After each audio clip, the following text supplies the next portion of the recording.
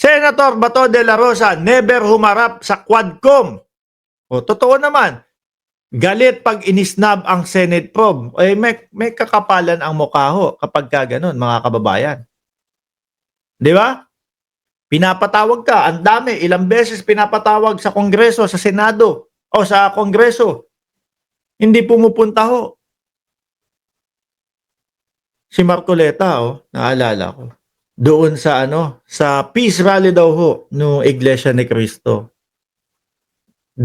Peace rally. Yun yung sabi nila, peace rally. No? Pero ilang oras din silang nagsalita doon tungkol sa politika.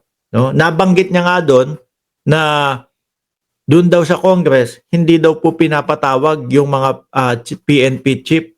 Nandito, nakarecord doon sa amin. No? Kung sakali na isa ako sa ipatawag ni Marcoleta dyan sa Kongreso at sinasabi kong sinungaling siya, isinave ho namin yon, mga kababayan, para kapag kayong nagharap kami doon, di ba, sinabi mo naman talaga, walang pinapapuntang PNP chief sa Congress. Ayan si Bato de la Rosa, ilang beses pinapunta yan.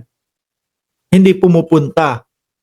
Sabi niya dito, I do not wish to be the first to break the tradition of interparliamentary courtesy, but most importantly, I do not wish to be their guest on their gag show.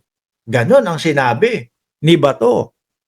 Kaya po, mga kababayan, kung titingnan nyo po, no, yung mga nang pangyayari, binibigyan po sila ng pagkakataon para investigahan ho lahat sa Pilipinas. Pero ano ginagawa nila? Wala, hindi ho sila dumadalo. Kaya ngayon, naiintindihan natin, yung mga nagrereklamo, yung mga di umano na biktima nila, sa ICC pumunta. Ito hindi pa nakaupong presidente si Duterte niyan. Yung pagpapapunta. Pero ano ginagawa nila? Wala. Deadma. Binabastos nila. Di ba? Yung mga pagpapatawag sa kanila. What more nung nakaupo sila? Mga kababayan, ano sa tingin ninyo ang nangyari? Kaya hindi natin masisisi yung mga nagreklamo na dumiretso sa ICC. Pag sila ang pinapatawag, gag show ang tawag nila doon. Pag sila ang hindi sinipot, mga kababayan, ito sinasabi ni Ronald de la Rosa, I think we are on the verge of constitutional crisis if tuluyan nilang iisnabin ang ating hearing. Sila ho itong mahilig ding mang-isnab Tsaka Bato, baka nakakalimutan mo na ang dating Pangulong Duterte, di ba, sabi? Pinagbawalan niya nga yun ba yung tamang word? Para doon sa hindi niya pinayagan na umattend yung executive niya doon po sa hearing ng Parmali, mga bossing. Baka hindi mo naaalala yun, Tobats. So ngayon, may sinasabi tuloy sa iyo ang Senado, ang Kongreso. May sinasabi sa iyo si Congressman Asidre. Sabi dito, mga bossing, Hasan, alisin ko to. Alisin ko yan. Ilagay ko ito. Ano sabi? Congressman Representative Asidre kay Senator Bato de la Rosa, sana madali ka ring mahanap sa ibang rason. Kasi puro mga alibay. Di ba, Imelda Rivera, RMTV, dapat sa mga ganyang mabibigat na kaso i-monitor ng DFA, NBI, Bureau of Immigration. Sabi niya, no def, RMTV. Malapit na ang karma mo, Bato. Itaga mo sa Bato. Huwag nang iboto si Bato. No? Lucenda de la Cruz. Shoutout po sa inyo. Sabi ni Congressman Asidre dito, bilang isang senador, karapatan at tungkulin po ni Senator Bato de la Rosa, no? Na dumulong. Na dumulong o dumulog o dumulong sa mga gawain ng Senado. Kumbaga, umattend.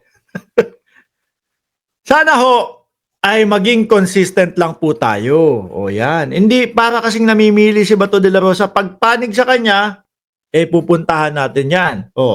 Pag si Amy Duterte ang mag-lead, pupuntahan natin yan. Kakampi yan. Diba? Pero, Sabi nga nung mga DDS, sabi ni Panelo, naku, lokohin mo, lelang mong panot. Magpapaimbestiga ka, late na. O, wala na, hindi na mauuwi ang dating Pangulo. Sana ho ay maging consistent. So, kumbaga parang sinasabi niya dito, wag kang magtatago kapag kami na ang nagpapatawag sa inyo o sa iyo. Pag hinanap na po siya sa ibang rason, like the House, sana madali din po siyang makita. Hindi ho eh. Madami pong alibay na sasabihin sila Bato de la Rosa. Kesyo ganito, ganyan, kesyo gag show. Pag sila ho, mga kababayan, yung PIDEA leak, yun ang anak ng tinapa. Yun talaga ang gag show. Biruin mo, no? Pinagtawanan sila. Pinipilit nila na ma-relate kay First Lady Lisa Marcos, kay Pangulong Bongbong Marcos. Mga kababayan. Dahil sa pagpupumilit, kung sino-sino ang mga pinatawag, ayun, nadali nung huling pinatawag, si Picoy. Akala niya, siguro, panalo na ako dito kay Picoy. No? Okay na to, nandito na. Dumating na si Eric, alias Picoy. Nung tinanong niya, Senator Bato de la Rosa, napagtanto ko ho, na kapag ka pala, yung gawa-gawa mo lang yung mga pinagsasasabi mo, makakarating ka dito sa Senado. Makakakain ka pa dito sa Senado. Napikon si Bato. Contempt ka! Hindi ako naniniwala sa sinasabi mo. Oh. Diba, sabi naman ni Picoy sa kanya, ready na po ako. May bag na po ako actually. Nakangiti pa, mga kababayan. Yun, di ba, yung mga katatawanan? Yun yung mga sayang ang pondo ng bayan. Yun yung dapat hindi pinag-aaksayahan ng pera ng bayan.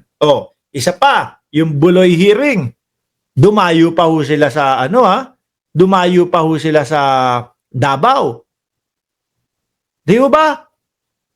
Biruin mo mga kababayan, saan ginawa ni Bato de la Rosa yung hearing na yun? Doon mismo sa KOJC. Isang araw bago maaresto o bago makuha o bago makup-kup si Buloyski. Isang araw bago yun. Kaya ang papasok sa isipan ng taong bayan, putik na to sinugod nila Bato de la Rosa si General Torre. No? Sinugod nila Bato de la Rosa si General Torre para para mahinto yung paghuhukay kay Buloyski. Isang araw na lang bago bago yung mahuli. Panigurado ako nung pagsugod nila, siguro may tumawag. Hindi ako sigurado. Ang nakikita ko lang ho, mga kababayan, may tumawag, uy, eto na, konti na lang. Pader na lang o pintuan na lang ang pagitan ni Buloyski at ni General Torre.